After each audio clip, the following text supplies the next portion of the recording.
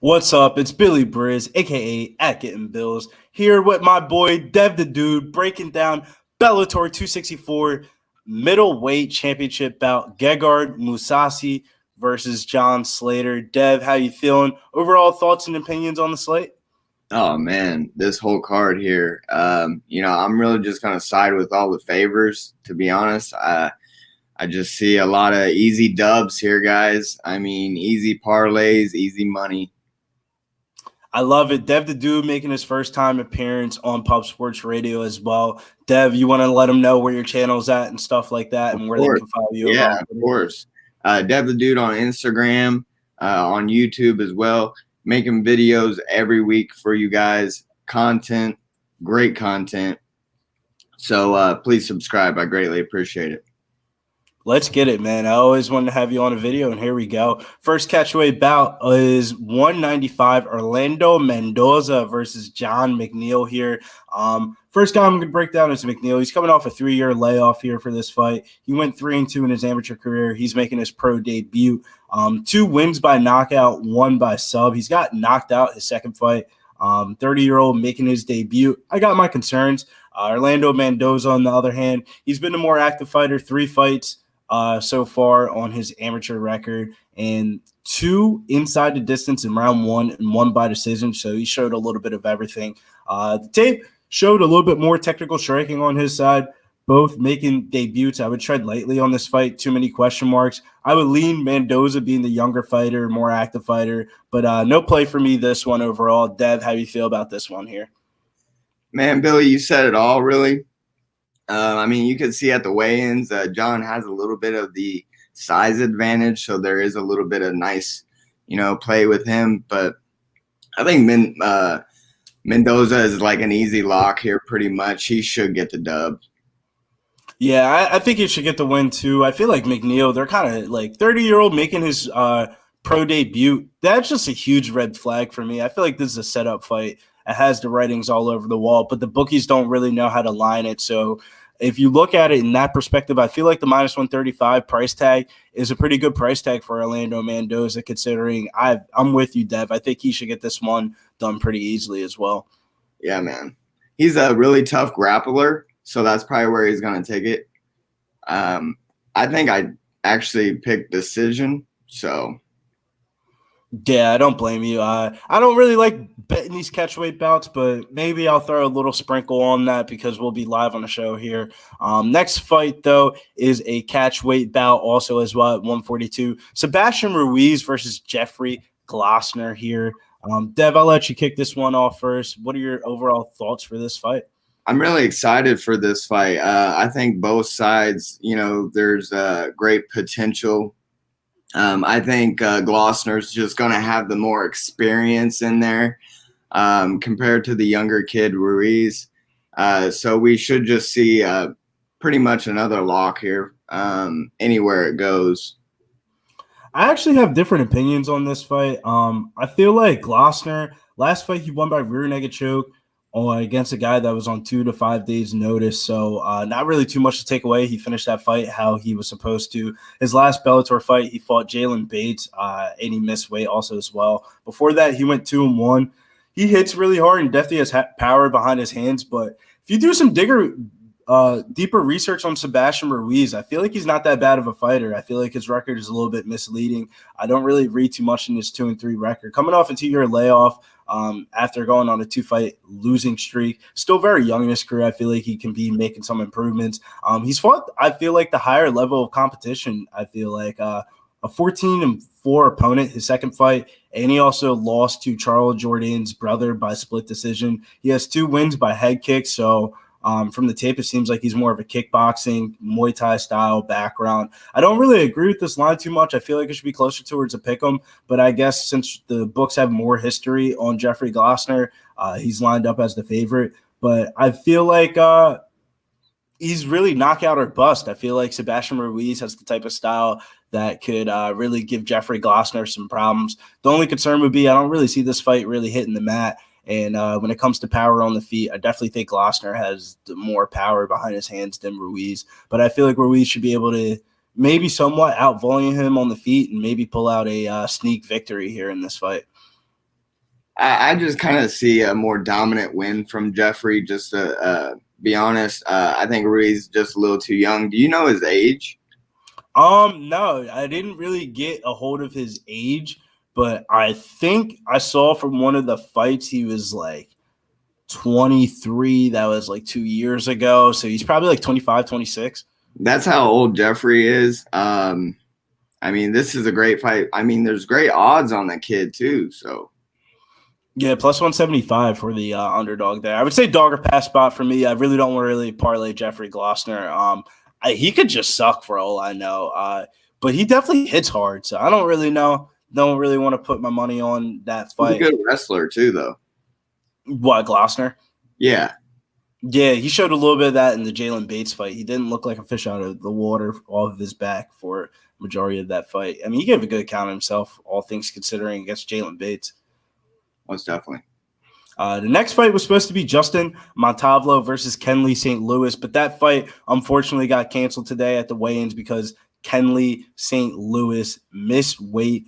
Man, to be honest with you, I'm shocked that they even let him even sanction the fight. He fought a month ago in Titan FC, got knocked out, and it was back inside the cage about a month later, so I'm not really too surprised that fight got pulled off. But I think the next fight after that is the chick fight, right? Yeah. Women's featherweight bout here, Pam Sorensen versus Roberta Payam Samad here. Dev, I'll let you kick this one off too because, man, we're talking pre-stage. I think you got a hot take for this one. Yeah, man. So I watched the weigh-ins today, and, man, I could just see it in this girl's eyes. Sorensen, I felt like she looked uncomfortable. And the other girl, Samad, she is much bigger. She kind of towered over her. I really like this underdog spot here, man. Me overall, I don't know, man. Samad's 33 years old, coming out of Brazil. She won her last fight over at the PFL, coming off a 2-year layoff due to pregnancy. Samad was supposed to fight again for PFL, but she missed weight trying to make 155. But she looked pretty good coming into this fight at weigh-ins today. I thought her coming down to 145 would be a problem for her, but she looked pretty good on the weigh-ins today. And I kind of see what you're talking about. Pam Sorensen, on the other hand, she's 35 years off. 35 years old, coming off a 2-year layoff as well. She likes to use heavy clinch control and take her opponents down to the ground. She has the experience advantage in this fight. She has lost to Felicia Spencer and some pretty impressive wins over some PFL fighters like Kolesnik and Young. And Jessica Rose Clark and Nico Montana. A lot of her fights go to split decisions. It'll be a greasy one, but I kind of lean towards him. The only problem for me is I feel like you said Samad should be the bigger fighter, and the way that her game plan goes, let's say she can't pull off the clinch exchanges against Samad because she is the bigger fighter.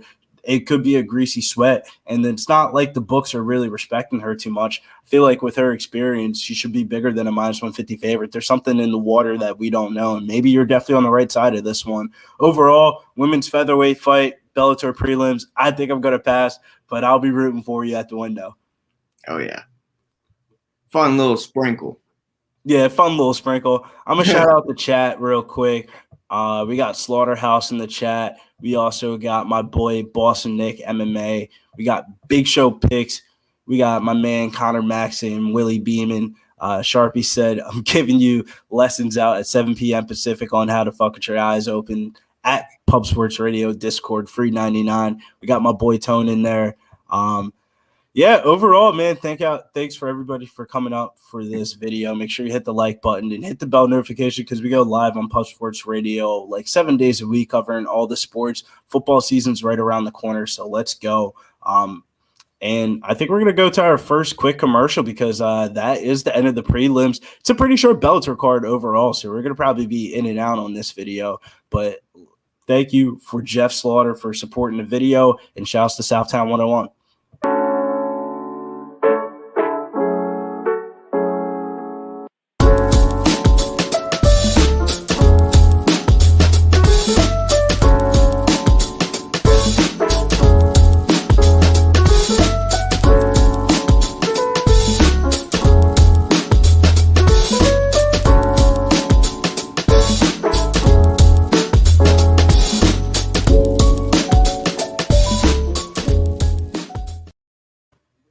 What's up? It's Billy Briz. I'm joined here by my boy Dev the Dude. We are breaking down Bellator 264. This is the first fight on the main card for tomorrow's night's Showtime event. I think it's only on Showtime. It'll probably be the same exact time as the PFL card, but first fight here is going to be Tyler Gwerder versus I just call him Kazi. I'm just going to leave it at that. We're not even going to try to pronounce that name. We're at the middleweight division here. Kazi has a 10-4 record. Will have a 5-inch height advantage here for this fight. I think the height reach advantage is kind of interesting because Kazi might have a 5-inch height advantage, but the reaches are about the same. This should be a pretty good under-the-radar fight to start off the card for the fans. 100% of Kazi's fights have not seen the judges' scorecards. He has 100% finish rate, 40 by KO, TKO, and 60 by submission. And every one of his losses, he's also been finished as well. But I feel like that's against shallow opponents as well. Last fight he lost on Dana White Contender Series against Phil Hawes. Before that, he dropped 2 LFA fights, one of them being against Alonzo Menafield. The combined opponent record for him, I thought was pretty interesting. His combined opponent record's 15-22, so he's been running through the trash cans. So I think relatively low competition. When he gets a step up in competition, he loses. And that could be the case here. Tyler Gwerder is a pretty good hot prospect right now, 26 years old, coming out of Extreme Couture out there in Las Vegas. I think he's training partner at Brad Tavares. Last fight, he lost to a grappler, kind of got out-controlled for a lot of that fight. Before that, he got a late finish. He started getting out of the first round, so that's one thing that you like to see out of a young fighter. I feel like he's improving every time more he gets more cage time. He has a 100% knockout rate in his fights. Pretty interesting line movement in this fight as well. Gwerder opened up as a plus 200, got steamed up to minus 200 quickly. Now sitting at minus 260, minus 285 in some places overall. People are pretty high on him coming into his 4th Bellator fight. Are you? Is this one of the favorites that you're talking about, Dev, that you're really looking at? Yeah, bro. Definitely, I think a lock here. I think this guy's experience. He's been in the UFC, right?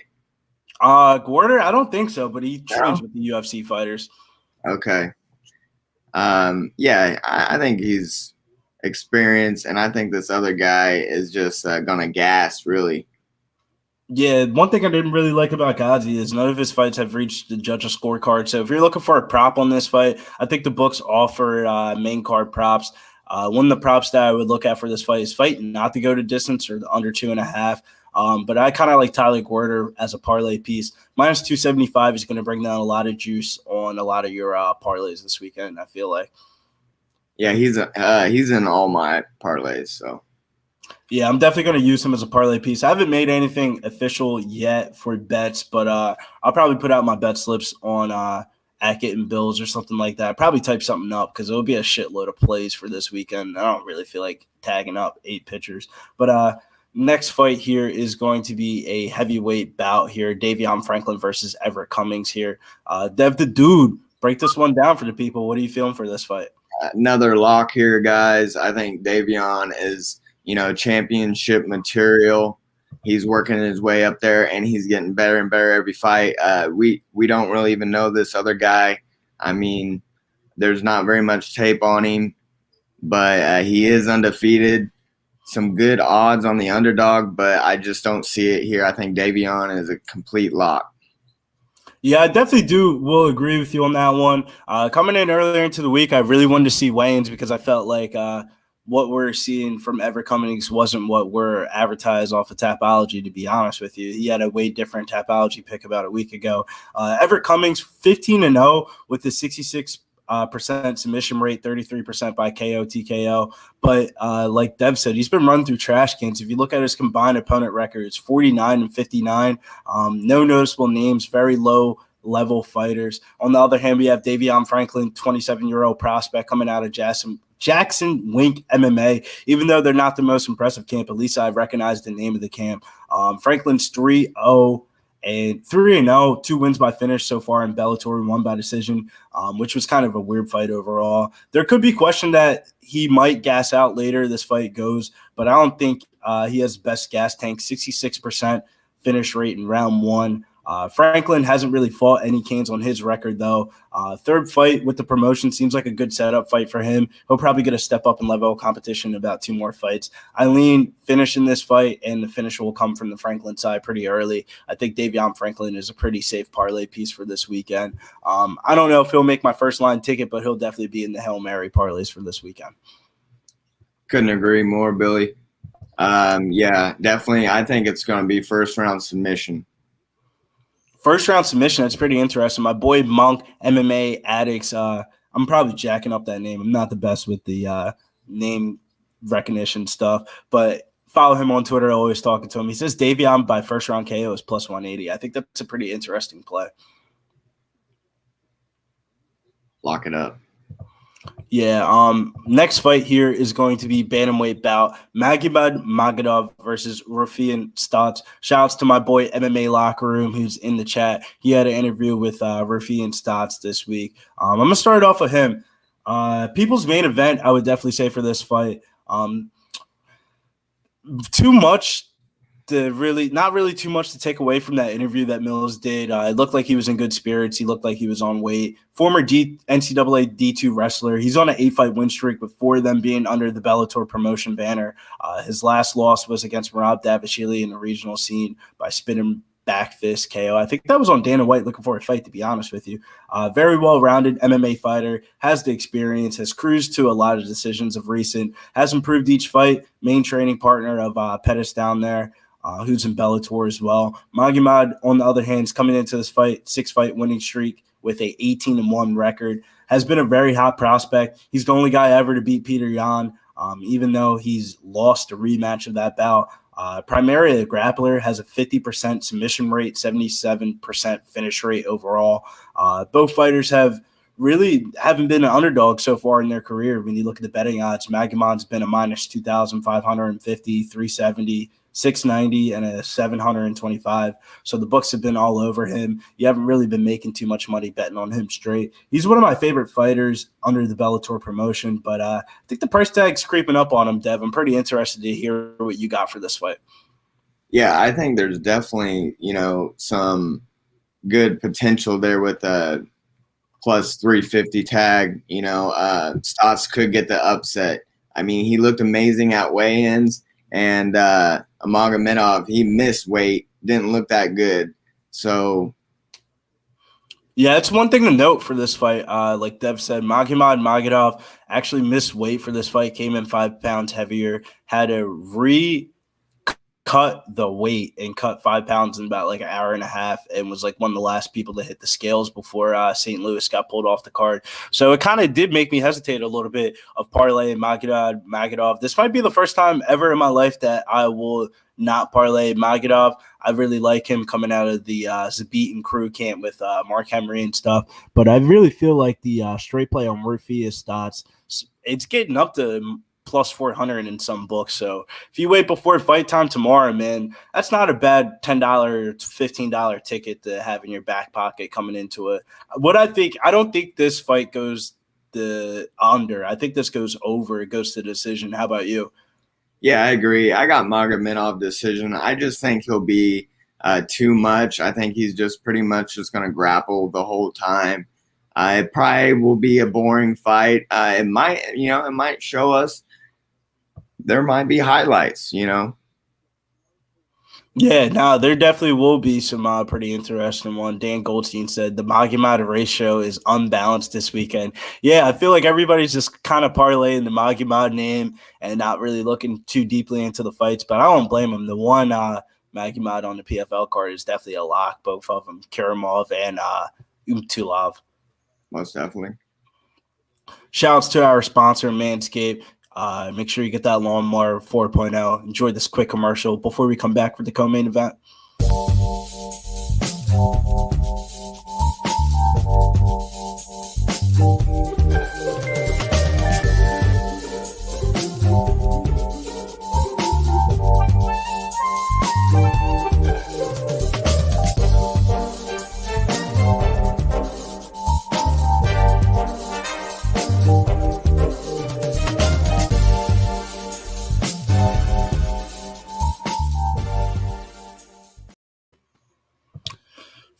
Co-main event is going to be welterweight bout Andrey Koreshkov versus Sabah Homasi here. I'm going to kick it to my boy, Dev the Dude, who is the guest on for tonight's Bellator 264 prediction video. How do you feel about this fight?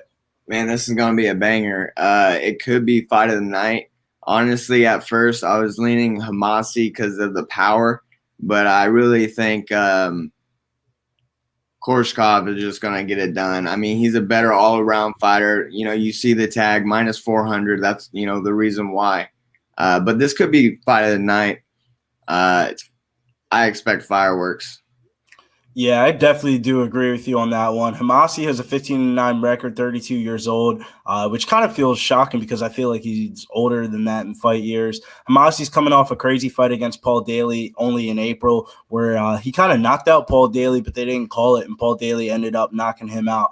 Honestly, round one of the year so far in MMA. Before that, he was on a 4-fight winning streak. He has shown chin problems in the past. 8 out of his 9 losses are inside the distance. 6 of his losses are by KO, TKO. He's taken a lot of damage in his fights. That's why I feel like he's older than 32 in fight years. I feel like he's like 36, 37. Koreshkov, on the other hand, has a 23-4 record, 30 years old. Will have a reach advantage here for this fight. Even though he's a Russian, not really your typical Russian fighter, primarily a striker, likes to keep the fight on the feet. Very technical striker. 69% of his wins have came inside a distance. He attacks the body a lot. That's what I really saw on the tape. Keeps good distance and will look to add another highlight reel for his KO. I definitely see a KO coming here for Koreshkov. The pick is definitely Koreshkov, and I would say it would probably be my most confident pick on this card. I think my most confident is Mousasi, but I mean, there's so much good potential here.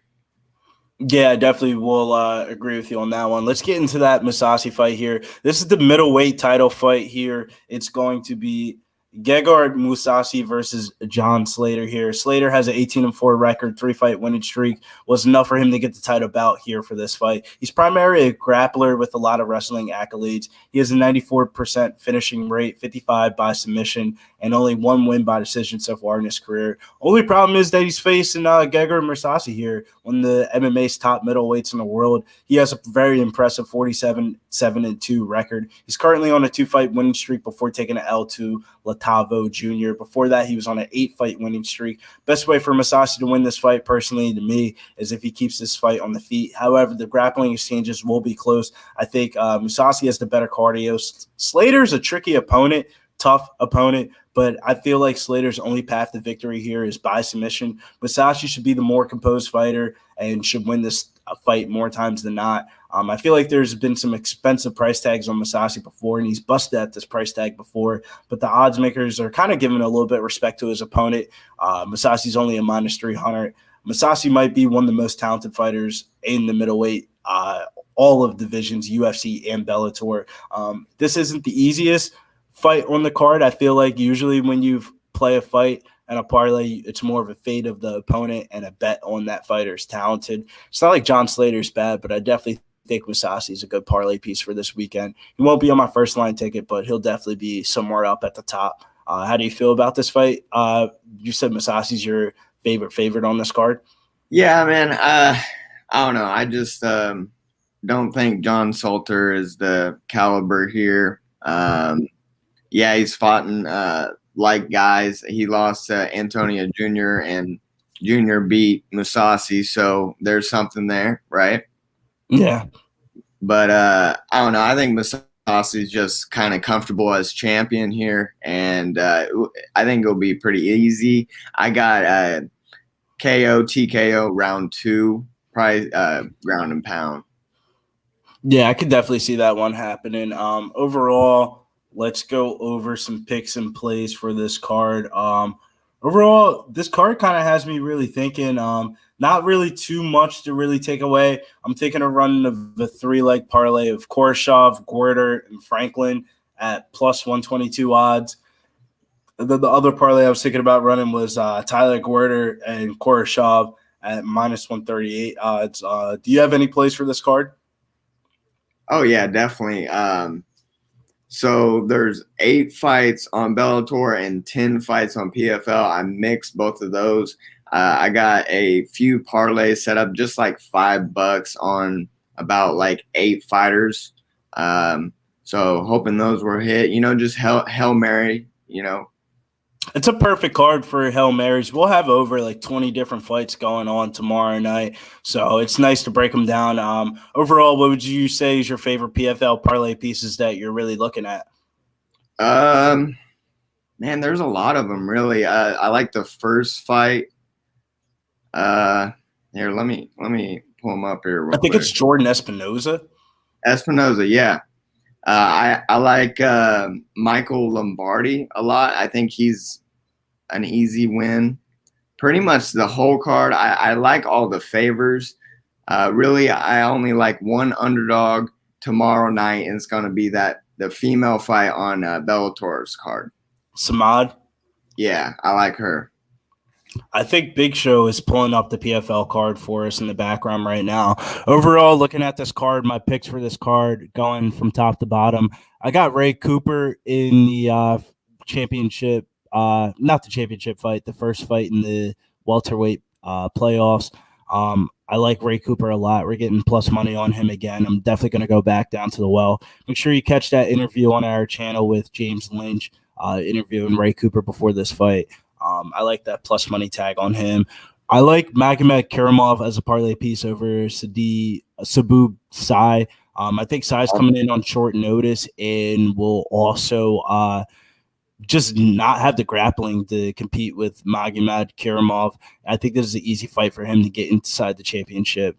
Next fight is Clay Collar versus Raufeon Stots. I like Clay Collar in that one overall. Don't think I'm going to piece it. You like Manifio? Yeah. That's dog play, so I'm going to stay off of that one. And then we got Ruiz versus Alex Martinez. They actually fought before in the beginning of the season on the first PFL card this year, and I think he got absolutely robbed, so he's probably going to come in with a lot of bad intentions. It opened up as a minus 150, bet up to a minus 225 in some spots. Gleason Tebow gets a short notice opponent in Makai Terrell here. Kind of want to stay off that fight overall. Next one is Oliver Obin Mercier versus Darrell Horcher. Darrell Horcher was supposed to fight, I think it was Micah Terrell. I think they switched those two opponents, but I believe, I don't know, but Oliver Obin Mercier is a huge favorite. Kind of want to keep him off of my parlays, but I wouldn't mind anybody. Yeah, minus 600 on Mercier is ridiculous, dude. I got him at 500, but that was earlier. Yeah, and then the next fight's Brett Cooper versus Tyler Hill. Kind of really want to stay off of that fight. Not really. I don't really have a good read on that fight. And then I like Magomed Magomedov versus Leonardo Silva overall. And I will agree with you. Michael Lombardo over Kyron Bowen. It should be like a pretty easy parlay piece. Oh, yeah. You're more confident on Espinoza than I am. I kind of want to fade the first fight tonight. I have no idea what to expect out of that fight. Man, he looked huge. He looked huge in the weigh-ins. What, Espinoza? Espinoza, yeah. Yeah, I'm going to have to rewatch that weigh-ins because I watched the main card one, but I did not watch the prelim ones. Haven't really locked up any bets really too much this weekend. I'll definitely will tweet out my bets for this weekend with the link for this video and link to Dev's YouTube video as well on the recap with the timestamps and stuff like that. But always nice having you on, Dev. Ideally, what we would like to do for the Bellator show is have a nice little roundtable for the next episode. Hopefully, we can make that come into works. Got some things working behind the scenes. But, Dev, shout out your channel and all that, Twitter, all that good stuff. Dev the Dude, YouTube, MMA Jesus on Twitter. Weeks, every week dropping videos. So give me a like, subscription. I greatly appreciate it. No doubt, Dev. Thank you for also coming in on this video. Hopefully, we have you on for the next one too, because we want to build the Bellator stuff. Nice little housekeeping work for the rest of the weekend for Pub Sports Radio. We have the closing time show, Jimmy show also tomorrow, and then tomorrow night we'll be doing the Bellator/PFL live stream. I think that card starts around 6 p.m. Don't quote me on it, but you should see the fight companion video posted under Pub Sports Radio. That's why you got to hit that bell notification so you get notified for all of our live videos here on Pub Sports Radio. Other than that, make sure you follow me over on Twitter at Getting Bills so you know what the bet slips are going to be like for this weekend. Other than that, see you guys. Have a great, safe weekend, and hopefully your bet life goes well because it is degeneracy season. We got NFL preseason, NBA Summer League. It's a crazy one. Let's go.